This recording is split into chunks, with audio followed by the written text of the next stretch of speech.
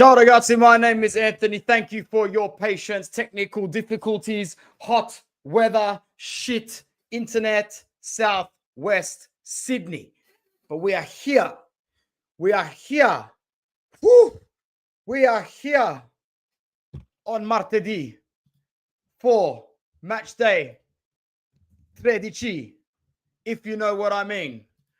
Martedì 13, we are here. Lots to talk about, lots to discuss. WSK in the house. Need my interfix this morning. I'm going to give it to you, guys. I'm going to give it to you. I'm going to give it to you, brother.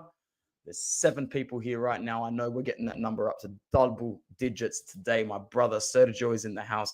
He must be thinking, manager miseria, how much time does this motherfucker have on his hands? Not much, bro, believe it or not. But when I do, I'll fill it with this. I like to be in my office with the lights down and the nerazzurro just out. I just want to be around it. Bask in greatness. Bask in being champions. But for this particular show, we need to show a little bit less bias, don't we? Because it's the joint show. It's the show I used to do on Football Worldwide. We're streaming it to both platforms this evening in case there are any loyal followers still on Football Worldwide. I'd be very surprised if there are too many. If anybody's bothered, feel free to subscribe to my other channel, Devils Down Under. Let's get right into today's match day. There's only about 3 or 4 games that I was not able to check out. And I still haven't seen the highlights for a couple of them, so I will get to watch a couple of them live on stream. My favorite time of the week. I wouldn't be doing anything besides this anyway, so why not? All right, I'm ready. Are you guys ready? I'm ready. Let's get cooking. Opening match of the week, we have Monza versus Torino. Monza 1, Torino 1. Now I need a refresher of the memory. Where was this game played? Was it in Turin or was it at Galliano's home ground? It was Monza and Torino. Game was in Turin, which means it's a shit result for Torino and it's a good result for Monza. Both of them mid-table teams this season. They are both going to finish mid-table. Juric flicks the ball on in the opening minute of the match. We have a chance here now. You guys can't hear that, by the way, can you? Just make sure you let me know you can't hear the highlights. Otherwise, I'll get copyrighted for it. It was for Monza. Maldini cannot finish. He could not finish his pasta. Honestly, bro, Maldini is shit.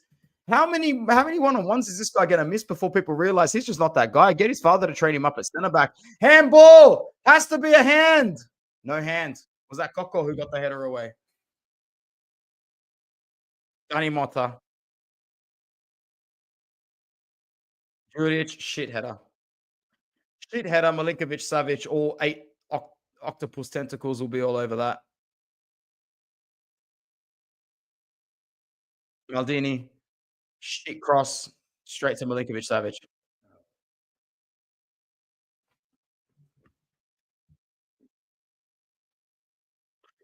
Oh, what a header. Who scored that?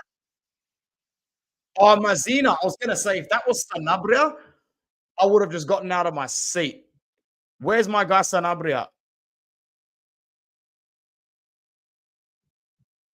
Oh, instant reply. It's Juric.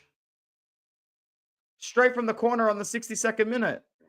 Bruv, that is shit defending. Torino get a point after 3 straight defeats. Monza have Como next. Now, if they don't win against Como, you might just start asking questions of Nesta and his credentials, you know? But Torino, it looks like another game where Torino probably played better than the scoreline suggests. So hopefully they don't get into this shitty groove of sacking their manager. They shouldn't sack Vanoli. They don't need to sack him. Definitely not. But for some reason, this massive thought crossed my head this week where Ivan Juric back at Torino is a given before the end of the year. A given. I don't know that for sure. That number 9 shirt behind you, is that the one that was on my son when he was born? Oh, that's beautiful, bro. Yeah, that's my pride and joy, that one, man. That's the real one. That's the real one. I might change the Crespo one to something else soon in my cupboard, change it with the magnets, because that's a really good piece of equipment I got sent, actually. I got it sent from Stephen Moore from Oh shit! I don't want to get this wrong. I don't know if it's from the Laziali or Lazio Lounge. There's a couple of different podcasts. I completely forget. But anyway, shout out to him. A good dude as well. Speaking of, here we go. Next game of the match day, we have Lazio 3. Good evening, Adam. It's good to see you here, bro. Good to see you here. Good to see 11 people here right now on Interworldwide. Make sure you like the video, subscribe if you are new to the channel as we keep reviewing the Serie A match days week in, week out. Now, Bologna, another heavy defeat, this time at the hands of Lazio. They're not looking good, are they, man? They're not looking good at all. Lazio wins a game at home. And Lazio are looking lively. They're looking sexy. They're looking excellent. There's nothing else I can really say about them. Um, Orsolini tried his best for Bologna. There was one chance in, like, I think just before the half-hour mark where he does a couple of step overs, passes it to Castro, who fires just a little bit wide. I'm a fan of Castro. I think if he plays in a better side, you'll see more of him. What about how, like, Guendouzi under pressure, it was the double red card. Pobega, moron, but still gets the sympathy vote from the goalkeeper afterwards. But it's not a good challenge, and everybody knows it. And by that point, Bologna are playing with 10 men against Lazio, 10 men, and they did really well to get to half time, pretty much at the break, because at the break it's 0-0, and you think it's only a matter of time. Did well even to hold on for 11 minutes in the second half, but once again, matter of time. What was it? 11 or was it a bit later? I was watching the highlight. No, I think that was about 20 minutes into the second half. I think it was about 20 minutes into the second half, not 11 or 12. Someone could quote me if I'm wrong on that. But it still took time. They were eventually always going to get the points in this match, but it did take time in this particular fixture. So credit to Bologna, but it was always going to run out eventually. And once that first goal is scored, it's only a matter of time before Lazio just keep breaking. Zaccagni hits it to make it 2-0 around about 75 minutes into the game. Expert accuracy, as the commentator described it. I remember watching the highlights back. And yeah, 3 points for Lazio, and they literally stay towards the top. Um,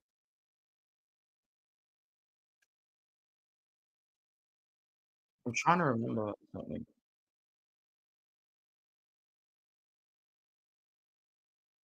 No, never mind. Anyway, I can't remember how many games now it is in a row for Lazio that they've won. I think it might actually be 6 or 7. And if that's the case, then they are absolutely rolling. Maybe it's just 5, but if it's 6 or 7, they are absolutely killing it. That's the sort of form that you need to look at a side and go, well, with minimal distractions anywhere else in the season, what do they actually have to be worried about? Lazio fixtures, if they're not in European football, oh no, they're in the Europa League. They've got Ludogorets on Friday. So, well, as an Inter fan, I'm happy to see that they've got European football, because otherwise I'd be shitting bricks slightly about this Lazio side. Not that I fancy a Lazio side to ever challenge for the league while I'm still alive, but stranger things have happened. You know what wasn't strange? Lecce grabbing a 1-0 away win against Venezia. Proper 6-pointer. But two sides that are going to be fighting for relegation this season, although you expect Lecce to collect more points than Venezia, who from day one beforehand, people like myself, Alejandro from Bianconeri Zone, and everyone have called Venezia undoubtedly the worst team in the competition. Undoubtedly the worst team in the competition. Picture your Crotones, your Novaras, all this sort of shit. Venezia is about to tank hard. Salernitana as well in their particular season. I'm surprised Venezia's got 2 wins on the board already. They are going down. Surely they are going down this season, bro. Surely. Anyway, it was a boring fixture. Proper 6-pointer. Oristano, not good enough. I'm just watching these highlights in the background now. Traversa completely beating Falcone.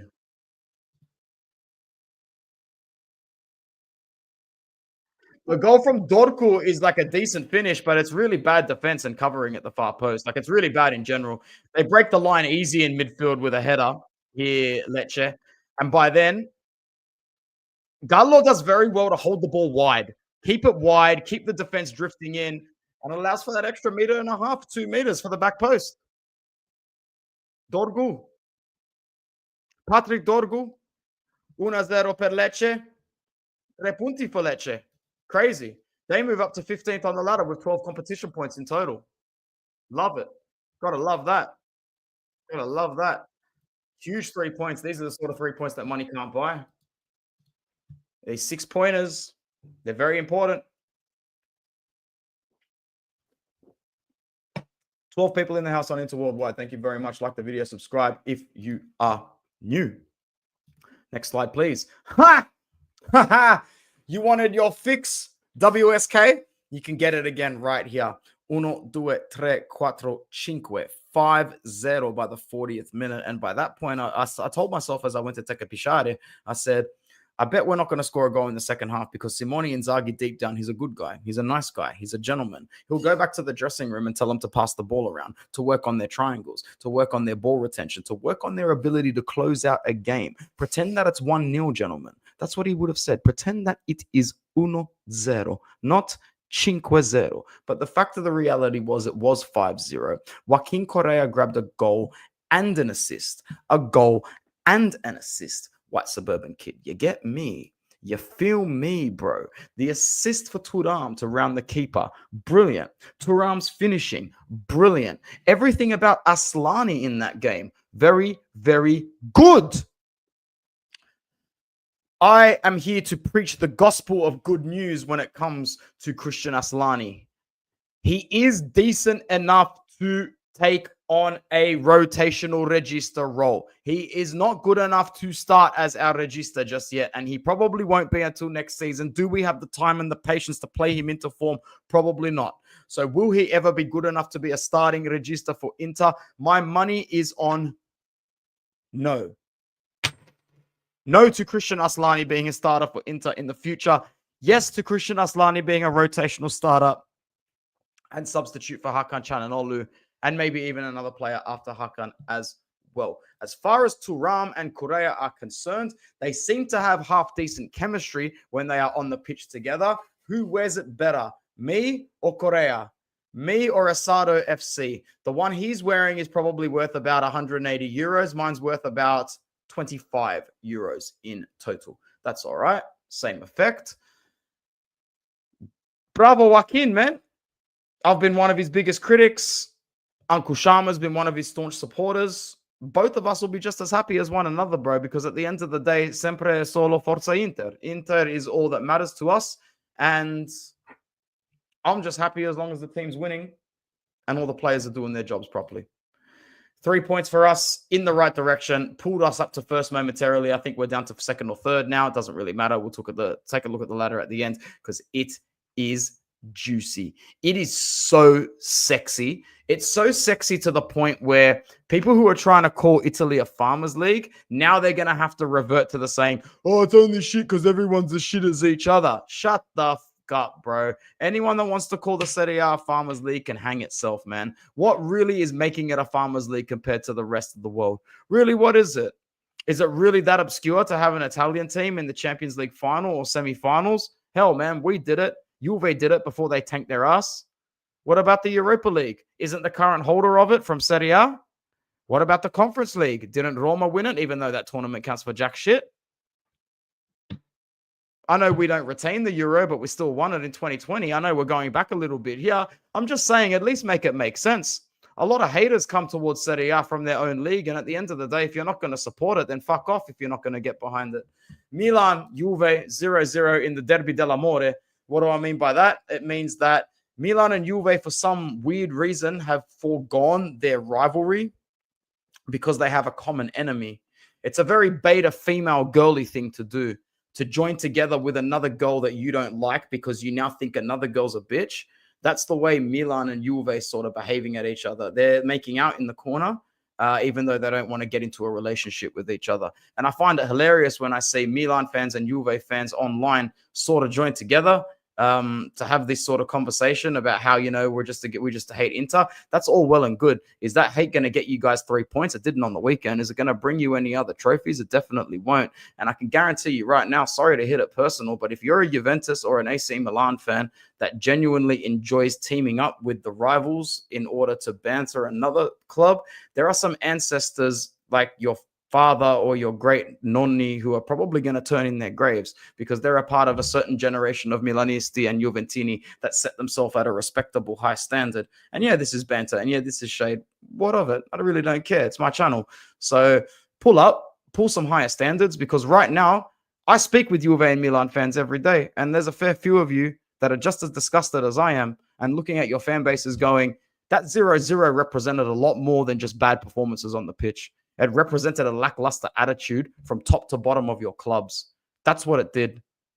For Juve fans, enjoy the injuries. This is not anybody's fault but your own. It's self-inflicted. Your J medical staff are fucking amateurs. They're university graduates, and because of your rotating directors and management staff, they haven't had to adhere to any standards. I'd be really interested to see the sort of progressive overload and training thresholds that are adapted in J Medical and then further adapted to on-pitch performances.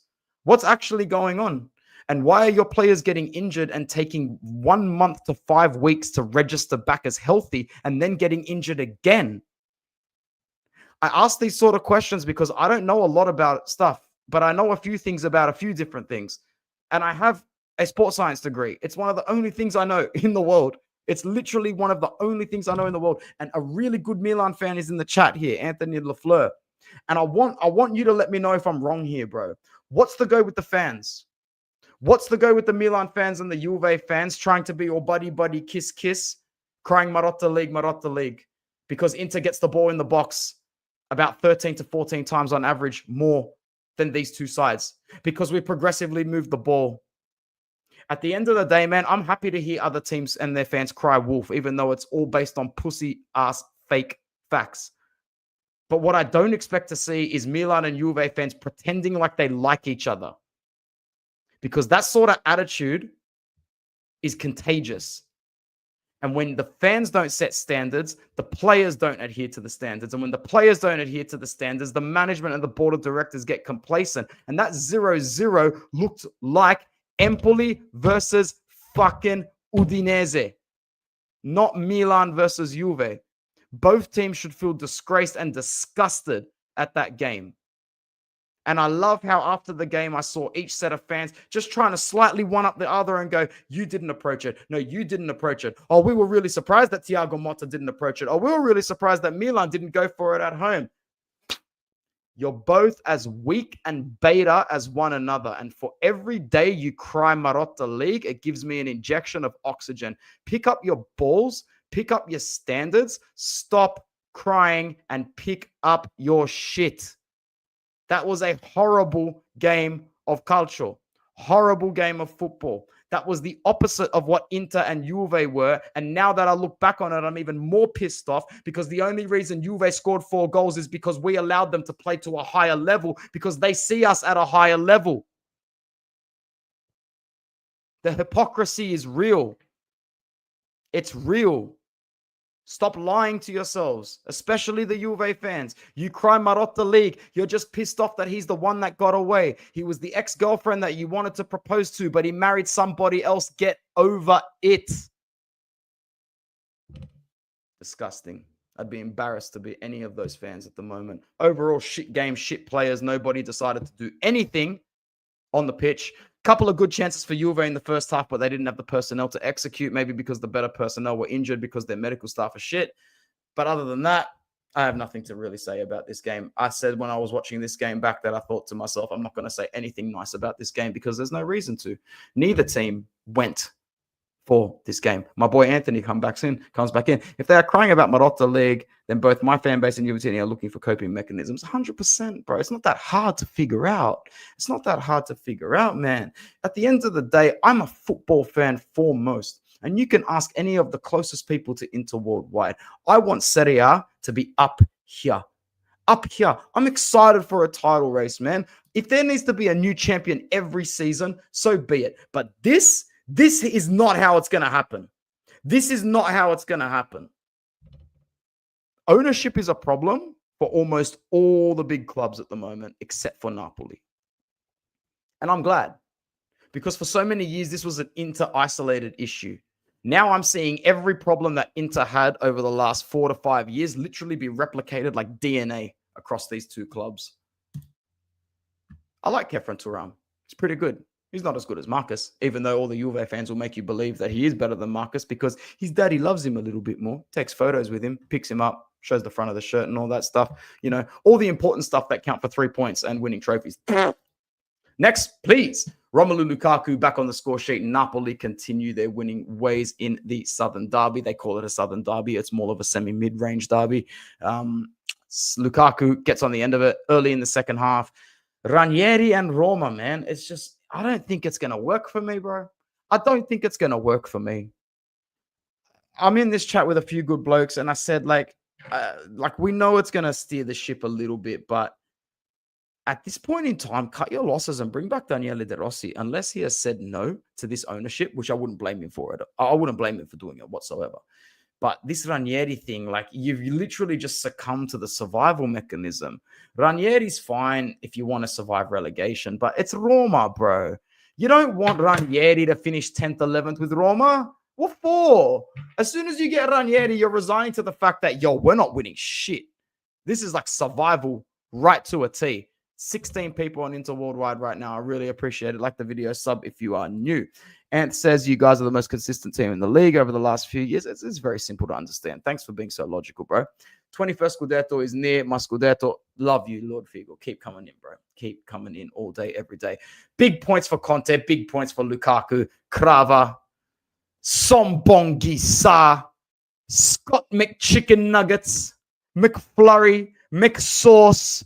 Oh my days, I don't believe what I'm seeing. If we lose the Scudetto to this bunch, I will laugh myself to sleep. Good win for Empoli. Oh, no, they didn't win. Udinese equalized right at the death, didn't they? I'm 99% sure I saw that scoreline as 1-1. Empoli, Udinese. I watched this morning. I forget what I saw, but, you know, it wasn't an awful game. Half an hour into the game, maybe a little bit less. Pellegrini on the half turn hits it well. He's on a really good fucking form, man. Like it's his. We said it a few weeks ago. This could be his season, and I think it is Pietro Pellegrini's season to put himself on the map, and he'll get himself a better transfer towards the end. Equalizer for Udinese came in. I haven't actually seen the goal, but it's come in late-ish, 75th minute. Kean Davis, it says. Is that the Englishman? Kean Davis. I didn't see the goal. Kean Davis equalizes, man. I'm reading a match report here on a certain website, and it looks like Udinese had the better of the chances after that goal. Couple of crosses, but ultimately a point shared between two sides who fancy their chances at not being relegated this season. Ibrahimovic keeps talking about how we don't need to invest in January. Yeah, bro, he's talking out of his ass for sure. He's in a position now where he's talking out of his ass, isn't he? I'm done with bringing back ex-players in an executive role at the club. We need a proper sporting director who knows how to build a team because Ibra, Ferlani, and Moncada are not cutting it.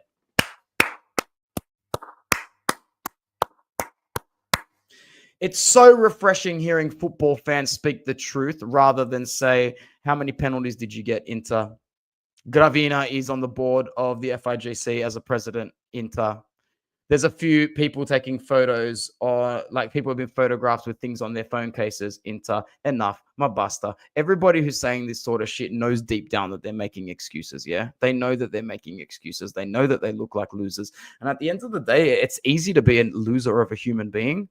It's not easy to be a loser of a Juventini or a loser of a Milanisti because those are two winning clubs. So it's really easy to identify one because it's not hard to be one. Sorry, it is hard to be one. It's hard to be a loser of a Juve fan or a loser of a Milan fan. It's even hard to be a loser of an Inter fan. In the grand scheme of things, we're all very successful football clubs. It's easy to be a loser of a human being, though. Always remember that.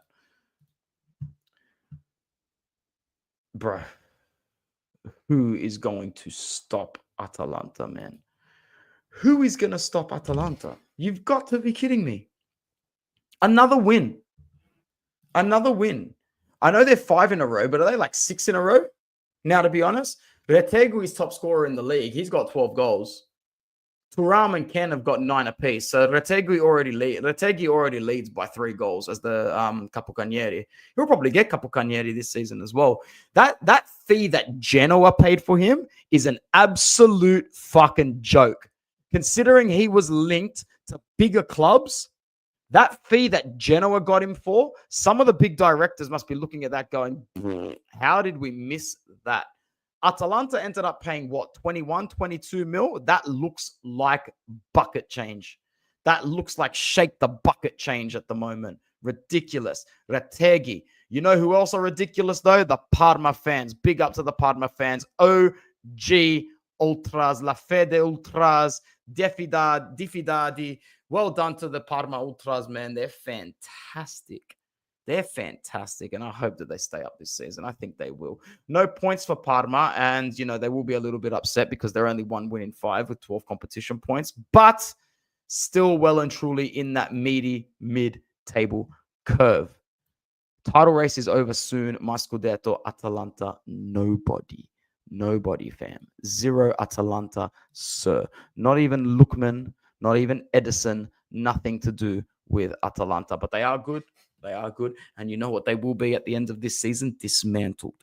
Dismantled because the Gasperini money machine just keeps on ticking. Juan Piero Gasperini, you know.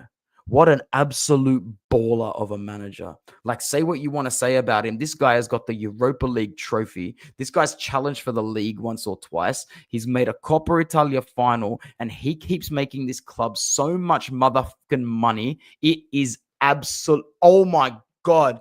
Like, you need to actually take a second to appreciate it, yeah? I know that there's some rumors going around that they're on the juice and their medical staff are like proper up there. But unless I see evidence of that, I'm just going to assume that they are doing things right. Big time debut for a manager in Serie A, Patrick Vieira. Patrick Vieira, former Inter player, former Juve player, former Arsenal legend. Genoa 2, Cagliari 2. Handball by Torsby. Penalty to Cagliari to start the game. I haven't seen these goals yet. Looking forward to watching them right now. Penalty, Cagliari. Marin, goal. 1-0 Cagliari, 8 minutes. Decent jersey for Cagliari, that away one.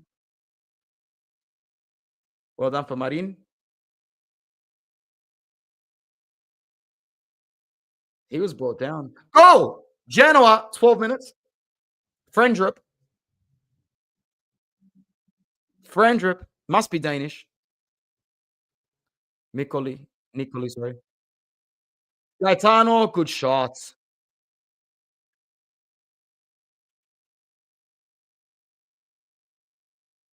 Bad pass out by the keeper. Marin, good cross. Gaetano, what a save, bro, because that would have been a good goal, but that's an even better save. Torsby, down the byline. Miretti. I love seeing a Juve player score for not Juventus.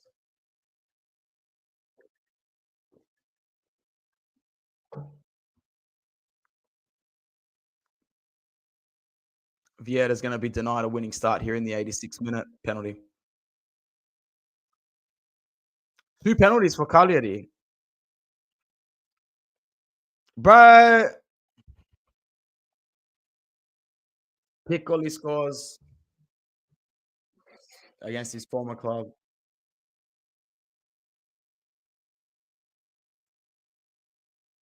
Genoa don't look happy. Oh my God, Yeti Mina in a Cagliari jersey. I'll never forget it. What is going on here? What is going on here? Now, Balotelli looks sweaty. What's actually going on here? What's being said in this conversation right here? I do not know. I would be very curious to know. Oh, I didn't even share it. What is going on here? What's going on in this conversation? I don't know. I would love to know. I am curious out of 10.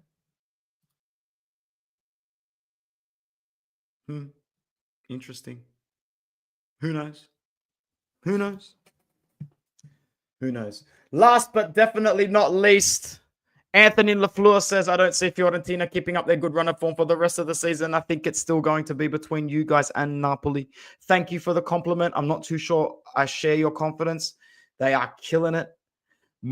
Kean, once again, love seeing a Juve player not score for Juve. He's a Fiorentina player now, but after all their fans basically said that he wasn't good enough, they would kill to have him back this season. Who knows? They probably will bring him back. They brought him back from Paris. They brought him back from Everton. They might as well bring him back from Fiorentina as well and have him fail there a third or a fourth time. Geez, we went in today. I hope some of the Juve fans that follow this channel watch it back and give me some stick in the chat. So if you are, come through. Come through, man. Come through, Lucas. Give it to me, my bro. Come through, Wando. If you're watching this back, come through, man. Come through, everybody. Come through, Ale. Come through and let me know that I'm just being completely unreasonable. Let me hear your tears. That'll be it for today. Let's just get the standings shared so we know what's going on. What a match day. And what a time to support Serie. This is sensational, bro. This is absolutely sensational. Can't get over. After 13 match days, that's what we're looking at. It's not going to last, so obviously enjoy this sort of screenshot while here. Ballo's telling Vieira, why are you here, bro? Go back to Nice. Napoli, Atalanta, Inter, Fiorentina, and Lazio, all separated by a whisker, if that. 1 point / goal difference. Unbelievable. Even Juve, it's just one match day. One match day. Milan, let's assume that they get 3 points. The nicest you can say about Milan is they're 2 match days behind.